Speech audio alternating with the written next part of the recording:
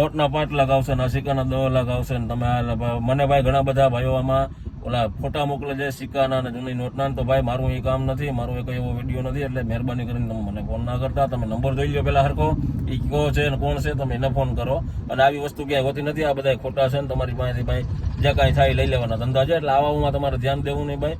અને મને મહેરબાની કરીને મારું એ કામ નથી, તો મને કોઈ ફોન ના કરતા. આપણું કામ છે કરિયાણાનું ભાઈ, આપણે એવા પરિવારોને કરિયાણું ના તેને પહોંચાડીએ છીએ, બધા ભાઈઓને ખબર જ હશે. પણ અમુક મારા મિત્રોને ભાઈ કદાચ સમજાફેર થઈ જતો હોય તો મને ફોન કરે છે, એટલે મહેરબાની કરીને ભાઈ મને ફોન ના કરતા. આપણે આ કરિયાણું પહોંચાડવા અત્યારે જાય છે, આપણી 3 કીટું રેડી છે, આપણે અહીંથી 100 કિલોમીટર કાપીને જામનગરની અંદર પહોંચાડવાનું છે. એટલે આની અંદર જો તમારાથી જે કાંઈ થતું હોય તો એ તમે યોગદાન કરજો.